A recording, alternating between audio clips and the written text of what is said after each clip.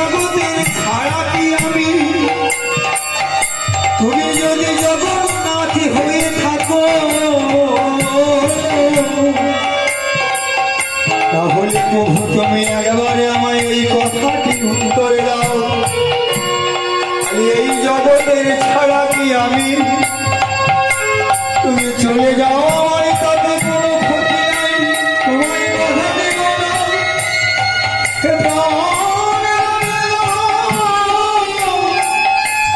তুমি যদি চলে যাও আমায় ছেড়ে,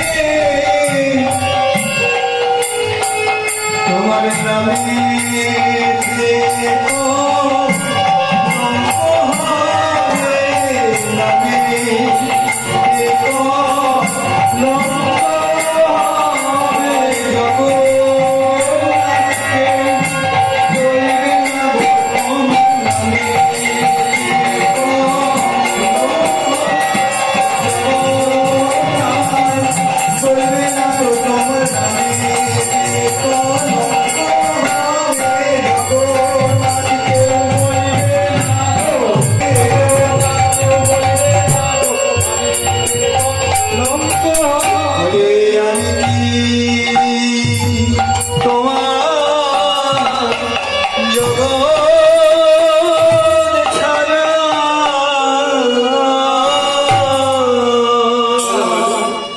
একবার বলো প্রাণনা, তুমি তো জগৎপতি, আমি তো জগৎ ছাড়া নয় তো, তবে আমি কেন তোমার বঞ্চিত হব? কিন্তু কোন কথা শুনছেন না, কারণ প্রাণ গোবিন্দের মন পড়েছে রাধার কাছে। রাধা বেগ কৃষ্ণস্য সুপ্ত সিদ্ধ কুল্লতা তরা আলোকে কদাকর্ষ নানা সঙ্গ মুক্তি বলে, অর্থাৎ রাধা ব্যতীত কৃষ্ণের অন্তরে আর স্থান নেই, সে রাজকন্যাই হোক আর কিন্তু আজকে চন্দ্রাবলী কি করলেন? প্রাণ গোবিন্দকে আজকে শেষ শক্তি প্রয়োগ করে জোর করে আটকে রাখলেন, জোর করে আটকে রেখে বিপরীত ধরে সেবা পূজা করলেন। গালে একটু কালি দিলে, কপালে একটু সিঁদুর দিলে, পিতল ভরা ধরিয়ে নীল শাড়িটা কোট করে পরিয়ে দিলে। এবার সারানি সেবা পূজা করে নিদ্রামগ্ন হয়ে গেলে। আজ এই নিদ্রামগ্ন হলে অগ্নি চন্দ্র প্রাণ গোবিন্দ হারা হলেন। তাই তিনি চন্দ্রাবলীকে পরিত্যাগ করে চললেন রাধারানীর কুঞ্জে। তাই রাধারানীর কুঞ্জে গিয়ে দেখলেন রাধারানীর মান হয়েছে, শ্রীমতী রাধারানীর মান হয়েছে। রাধারানী কেঁদে কেঁদে বলছে, ওরে ললিতা, ওরে বিশাখা, একবার তাকিয়ে দেখ, যে আমাকে চঞ্চল মাথা তো আমার কর রক্ত, আমি আমার করকে বলতাম, ওরে গোয়ালিনী তথি মন্থন করা কঠিন কর। ওই শ্যামাঙ্গী চন্দন মাথার কালিন যেন কমল হল, আর সেই অঙ্গে লোকা ভাব, সেই অঙ্গে কঙ্কনি তার দেখার আগে আমার কেন প্রাণ গেল না রে? ওরে ললিতা, তুই ওকে চলে যেতে। আজকে প্রাণ গোবিন্দ কি করলে? ওই শ্রী রাধার মান ভঞ্জন করবো বলে দ্রুত গিয়ে শ্রী রাধার ওই চরণে যে লুণ্ঠিত হয়ে বয়ে। এখানে একটি প্রশ্ন, ওই শ্রী রাধার মান হয়েছিল কি? বলি কি প্রাণ গোবিন্দ মান ওই চরণ ধরেছিল? বলি না গো না, এখানে একটা বিরাট তত্ত্ব লুকিয়ে আছে। কে সেই ভক্ত যার জন্য তিনি প্রাণ গোবিন্দ রাধারানীর চরণ ধরেছিলেন?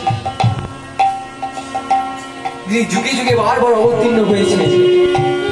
শাস্ত্রে বলেছে, জলা জলা হি ধর্মস্য গ্লানি ভবতি ভারত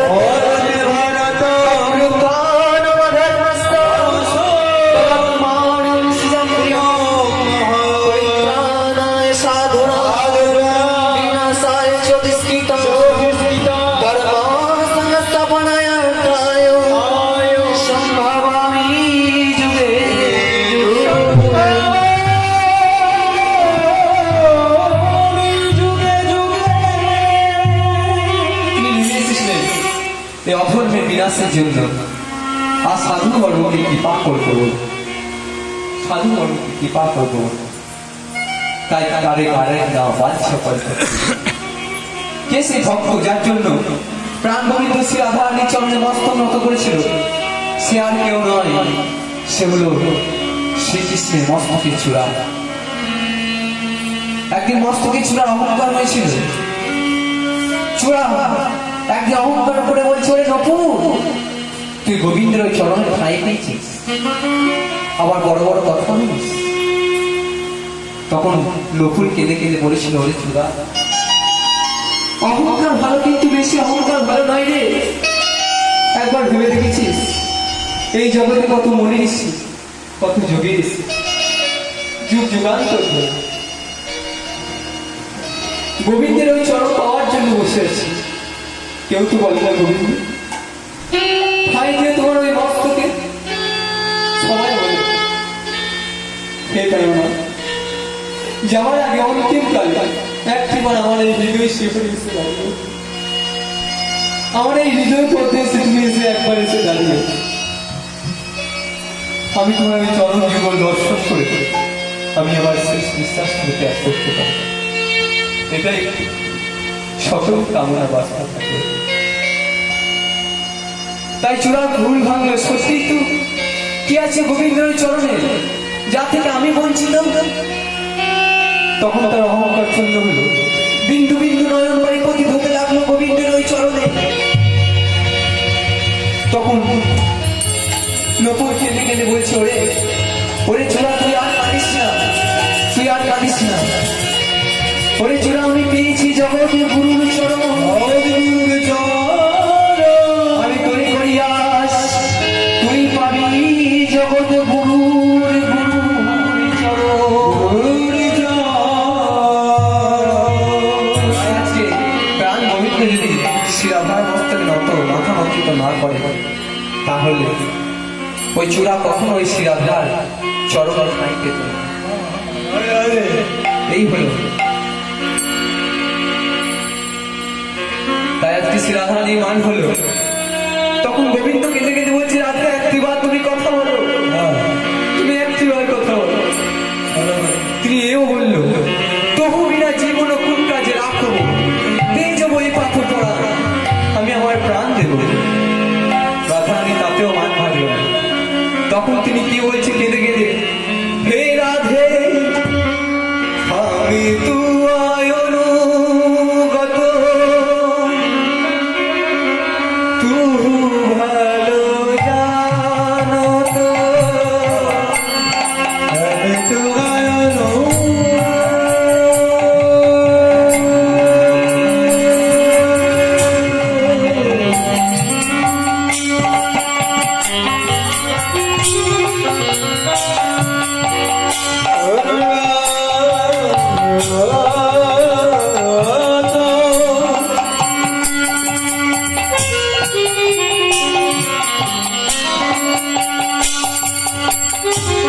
তুমি ভালো জানো তো, কাহে না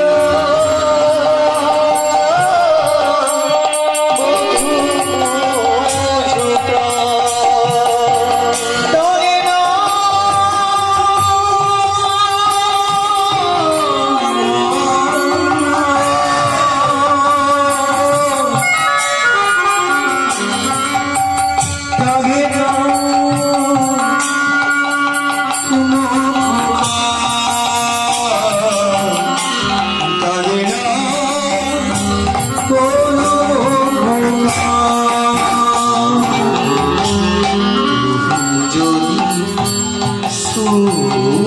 সুন্দরী রবি মধু মুখনা রবি ও